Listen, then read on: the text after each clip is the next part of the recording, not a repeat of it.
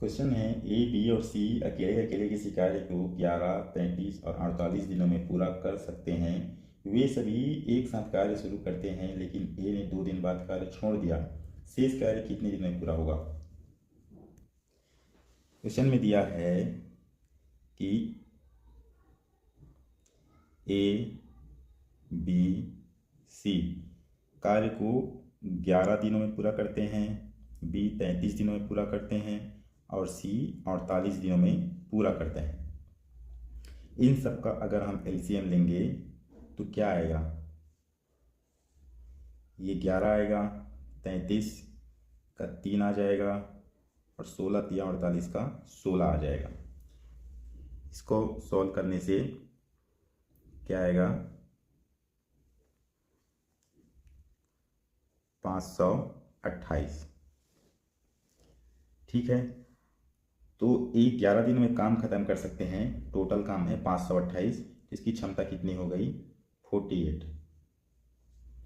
ये 33 है, इसकी क्षमता हो गई 16। ये 48 है, इसकी क्षमता हो गई 11। तो ए ने 2 दिन काम किया, फिर काम छोड़ दिया। ए ने एक दिन में कितना काम किया? 48। 2 दिन में काम करेगा 96। 2 दिन में ये 96 काम खत्म कर लिया। तो इसमें से 96 हटाएंगे तो ये आ जाएगा 432। ये 528 में से इतना काम चला गया, बच गया 432 यूनिट काम। अब हमारे पास ये तो काम करेगा नहीं, ये चला गया। 16 काम कर रहा है एक दिन में बी, 11 काम कर रहा है एक दिन में सी। दोनों मिला के टोटल हमें 27 काम कर रहे हैं एक दिन में। अब एक दिन में हमारा 27 काम हो रहा है, तो इस 27 को अपन यहाँ डिवाइड करेंगे तो कितने बढ़ जाएगा? 27 एकम 27, क्या बच गया ऊपर? टोटल 27 छक्को 162। तो ये जो 16 दिन में बचा हुआ जो काम है, ये 432, ये 16 दिन में पूरा हो जाएगा। Option D. नेक्स्ट सवाल है, किसी निश्चित धनराशि पर 2 वर्ष में 11% वार्षिक साधारण ब्याज और चक्रवृद्धि ब्याज के बीच का अंतर 363 रुपीज़ है। धनराशि रुपये ज्ञात कीजिए। हमको प्रिंसिपल ज्ञात करना है, क्या होगा? ये हो गया पहला साल, ये हो गया दूसरा साल। तो पहला साल का जो ब्याज है, साधारण ब्याज और चक्रवृद्धि ब्याज सेम होता है। मान लो कुछ अमाउंट आएगा, मान लो कुछ भी अमाउंट आएगा, हम मान लेते हैं x। ये भी अमाउंट x ही होगा। और दूसरे साल का जो ब्याज होता है चक्रवृद्धि ब्याज में, ये पहले साल का ये जो x है उसका 11% भी ऐड हो जाएगा, जो कि 363 रुपीज़ है। ये तो ओरिजिनल अमाउंट का 11% है, और चक्रवृद्धि ब्याज में जो ब्याज है उसका भी 11% जुड़ गया। तो यही डिफरेंस है दोनों में। तो ये x का, इसका 11% ही तो है, ये 363। तो इसका ये जो इसका 11% 363 है, तो ये फुल अमाउंट कितना होगा? 363। ठीक है, 11 तिया 33, 3 बच गए इसमें, फिर 11 तिया 33। ये जो टोटल अभी अमाउंट आ गया ये 3300 हो गया। ये जो x है वो 3300 है।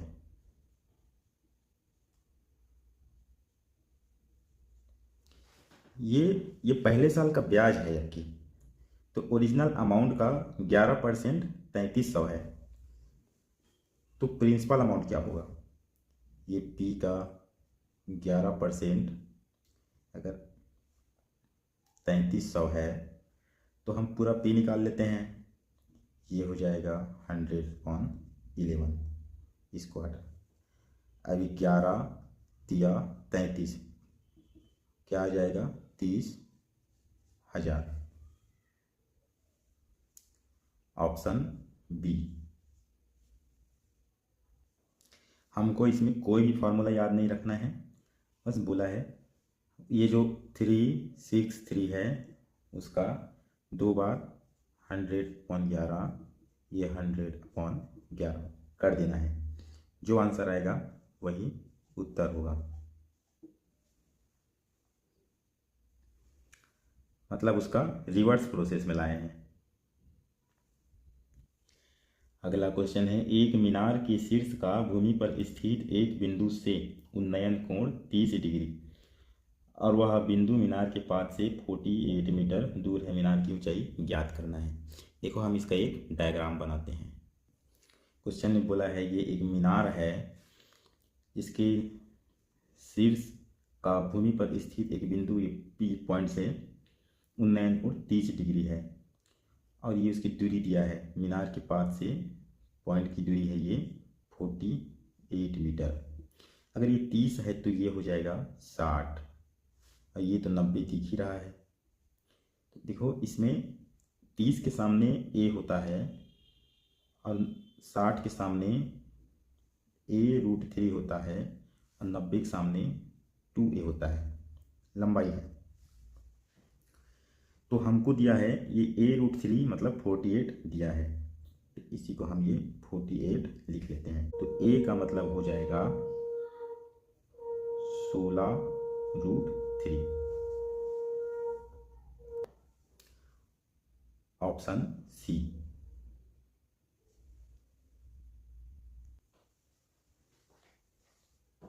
√3 यहाँ 48 के नीचे ले आइए, 16√3 बचेगा।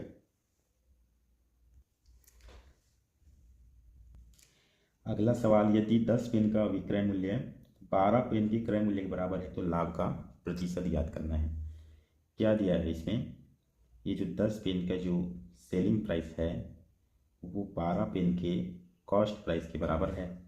हमें लाभ का प्रतिशत याद करना है। ये SP/CP, CP नीचे आ गया, यहाँ 12/10। जिस 10 रुपये में खरीद कर 12 रुपये में बेच रहे हैं तो इसमें प्रॉफिट कितना है, 2 है, किस पे, 10 पे, ये हो जाएगा 20%, ऑप्शन डी। अगला सवाल, 45 किलोमीटर प्रति घंटा की रफ्तार से चलने वाली 1200 मीटर लंबी रेलगाड़ी को 1500 मीटर पुल पार करने में कितना समय लगेगा। देखो एक चाल का फार्मूला होता है, स्पीड बराबर होता है डिस्टेंस अपॉन टाइम के। स्पीड अपने को दिया है 45 किलोमीटर प्रति घंटे में है, जिसको हम 5/18 से गुणा करके मीटर प्रति सेकंड में लाएंगे, और डिस्टेंस हमको दिया है ये 1200 मीटर, तो अपना ये रेलगाड़ी हो जाएगा और ये 1500 मीटर पुल।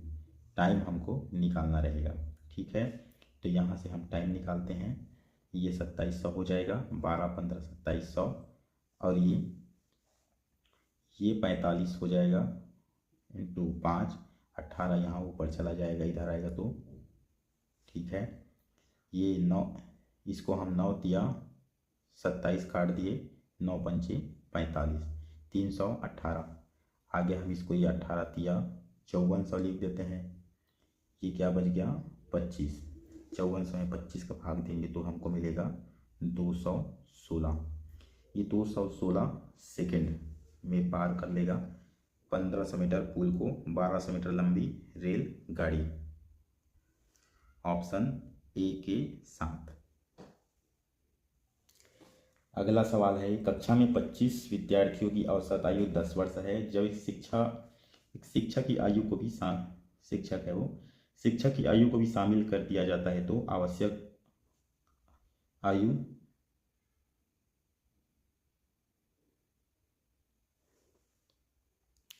नेक्स्ट क्वेश्चन है, एक कक्षा में 25 विद्यार्थियों की औसत आयु 10 वर्ष है, जबकि शिक्षक की आयु को भी शामिल कर दिया जाता है तो औसत आयु 1 वर्ष बढ़ जाती है। शिक्षक की आयु याद कीजिए। देखो ये जो 25 विद्यार्थी है जिसकी औसत आयु 10 वर्ष है, तो टोटल आयु तो मिल गया हमको 250। अब एक बढ़ जाता है 25 विद्यार्थी और एक शिक्षक, 26। औसत आयु भी 1 बढ़ जाती है 286। पहले टोटल आयु थी 250, अब ये टोटल आयु हो गई 286। कितना बढ़ गया? 36 वर्ष। ये 36 वर्ष है, यही शिक्षक की आयु है। Option D. नेक्स्ट क्वेश्चन है 20% छात्रों का औसत वजन 64 किलोग्राम, 35% छात्रों का औसत वजन 72 किलोग्राम, 30% छात्रों का औसत वजन 68 किलोग्राम, बाकी छात्रों का औसत वजन 82 किलोग्राम है। तो कक्षा में सभी छात्रों का औसत वजन क्या होगा? देखो दिया गया है कि मान ले 100 छात्र है, मान लो, तो 20% मतलब ये 20 छात्रों का औसत वजन क्या हो जाएगा? 64 किलोग्राम। ठीक है, और ये 35 छात्रों का औसत वजन 72 किलोग्राम, 30 छात्रों का औसत वजन 68 किलोग्राम, और बच गया कितना? 15% का 82 किलोग्राम। ठीक है, इसको टोटल 100 छात्र हैं, तो 20 और 64 कितना, मतलब 64 दूनी 128, तो ये हो गया 1280, और 35 गुणित 72 आएगा 2520, 30 गुणित 68 7 21 200, 10 204, 204 एक जीरो लगा, तो इसको सॉल्व करना पड़ेगा, गुणा आपको करना सीखना रहेगा। और 15 गुणित 82 कितना हो जाएगा? 15 दूनी 30, 1230, 1230, नीचे क्या आ जाएगा? 100। यही तरीका है, गुणा तो करना ही पड़ेगा, बड़ी बड़ी संख्याओं का गुणा। सबको जोड़ने से कितना आएगा? 0 0 0 0 0, 3 4 7, 7 2 9, 8 17 की 7 हासिल आया 1। अब 2 0, 5 2 7, 2 9, 1 10 की 0 हासिल 1 बचा, 1 3 2 5 2 7। ठीक है, नीचे 100 है, ये कट जाएगा, यहाँ पर पॉइंट आ जाएगा, टोटल 70.7 किलोग्राम। 70.7 किलोग्राम पूरी क्लास का औसत वजन होगा, ऑप्शन बी के साथ। नेक्स्ट सवाल है, एक राशि 12.5% वार्षिक साधारण ब्याज की दर से 4 वर्षों में 4875 रुपये हो जाती है, तो राशि कितनी है? मतलब ये 12.5% दिया है और 4 वर्ष दिया है, मतलब ये 50% तो ब्याज ही लग गया है, और 50% ब्याज लगने के बाद टोटल अमाउंट दिया है, वो अमाउंट कितना है? 4875। अमाउंट प्लस 50%, मतलब ये 150% है। ठीक है, 150% अगर ये 4875 है तो 100% कितना होगा? 4875 150% है तो 100% हो जाएगा 4875 का 2/3, क्या आ जाएगा? 3250, ऑप्शन डी। नेक्स्ट सवाल, एक चोर 500 मीटर की दूरी पर पुलिस को देखा, तभी चोर भागने लगा, पुलिस उसका पीछा करता है और चोर पुलिस 10 किलोमीटर और 12 किलोमीटर प्रति घंटे की गति से दौड़ रहे हैं। पुलिस को चोर को पकड़ने में लगने वाला समय याद कीजिए। देखो इसमें दिया है रिलेटिव स्पीड 2 किलोमीटर है प्रति घंटा, और हमको जाना है 500 मीटर, तो समय कितना लगेगा? बस 15 मिनट।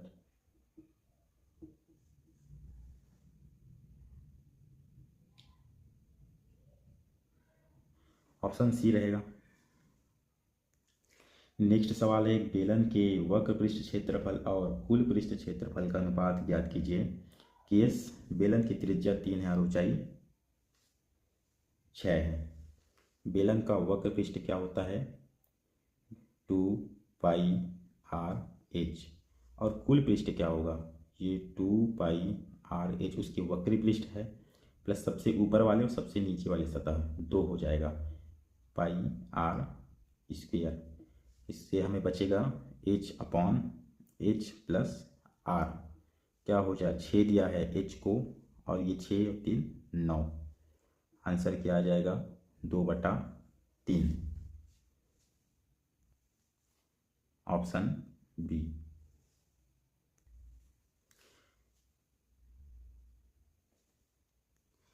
दोस्तों ये मेरा व्हाट्सएप नंबर है, इसमें आप डायरेक्ट किसी सवाल का फ़ोटो भेज सकते हैं जो आपसे नहीं बन रहा है, उसका सॉल्यूशन मैं अगली वीडियो में दे दूँगा।